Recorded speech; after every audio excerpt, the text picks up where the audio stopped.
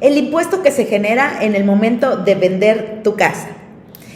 Una vez que ya has decidido vender tu casa, en el momento en que le vayas a poner el valor comercial o que llegues a alguna negociación con tu comprador, tienes que tener considerado que vas a pagar un impuesto por enajenación de bienes. ¿Cuáles son estos impuestos? El primero es el impuesto del ISR, el cual es un impuesto federal y puede ir hasta en un 33%. Y el segundo, específicamente para el estado de Yucatán, es el impuesto cedular, el cual se paga el 5%. Pero Pame, ¿de qué voy a sacar este porcentaje? ¿Del valor total de donde voy a vender la propiedad? No. Va a salir sobre la utilidad. ¿Y qué es la utilidad? Es el resultado del factor de restarle al valor en que adquirí la propiedad menos el valor en el que voy a vender esta propiedad. Y de ahí, teniendo este primer factor, vamos a incluirle el tiempo que ha transcurrido desde que la adquiriste hasta que la estás vendiendo el día de hoy. De ahí es de donde sale el factor exacto de la utilidad y sobre ese valor es donde se saca el ISR y el impuesto cedular. ¿Ok? Este impuesto, para que sea exacto y preciso, te lo debe de proporcionar, o este dato te lo debe proporcionar tu notario o el notario que esté llevando a cabo esta operación. ¿Por qué? Porque son varios factores que se tienen que considerar para que sea completamente exacto. Sin embargo, para que tengas una idea y poder llegar a una negociación con tu comprador, tengas en mente cuánto es lo que vas a estar pagando de impuesto más o menos. Sin embargo, estos dos impuestos los puedes exentar. Y de repente me han dicho, oye Pame, yo no tengo por qué pagar esos impuestos, o me han dicho por ahí que yo no genero impuestos.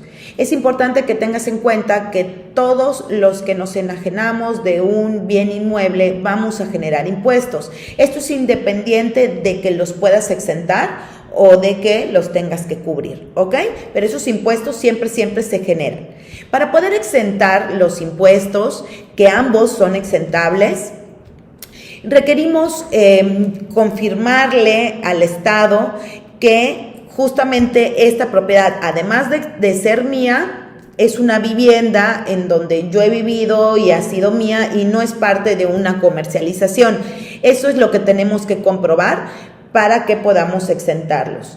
Y lo primero y más importante antes de entrar en el tema de la documentación que vamos a necesitar es que solamente puedes exentar una vez cada 3 años. Es decir, si tú vendes una casa el día de hoy, ya no puedes volver a exentar impuestos hasta 3 años con un día, ¿ok?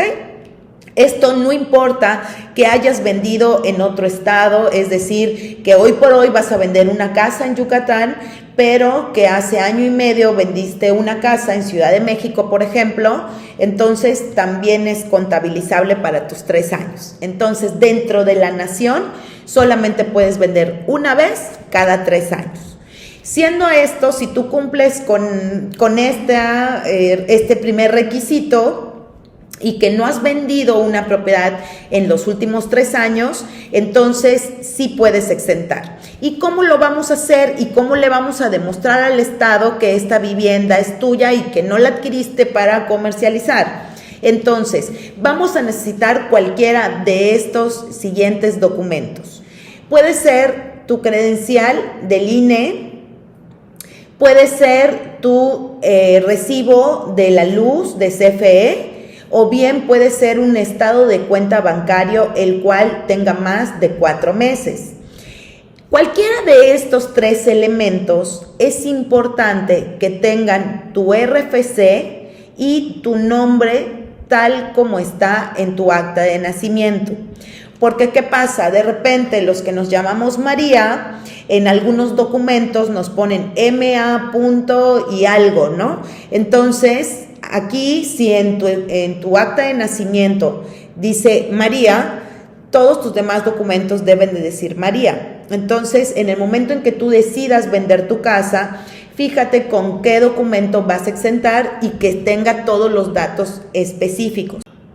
Y si tú vas a exentar con tu recibo de CFE, en la parte de atrás de tu recibo viene una cadena en donde ahí tienes que fijarte que tenga tu RFC, es decir, que tengas, como comentamos, tu nombre completo y exacto y tu RFC en esta cadena.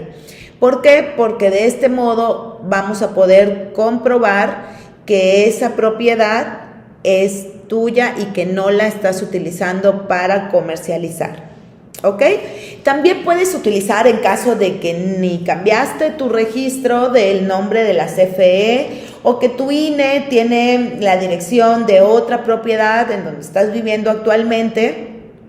Puedes utilizar el estado de cuenta, pero también debe de tener tu RFC, ¿ok? Eso es muy importante porque sin el RFC no va a ser un documento comprobable. Con esto tú ya debes de estar completamente listo para que puedas exentar estos impuestos. Se exentan los dos, tanto el ISR como el impuesto cedular. Y ojo, para poder exentar impuestos necesitamos que sea una vivienda, es decir, una casa. ¿Ok? Si vamos a vender un terreno y ese terreno no tiene construcción, es decir, no está habilitado para hacer vivienda, estos impuestos no son exentables. Bien, si tienes alguna duda más, por favor envíame tu comentario y con gusto estaremos contestando.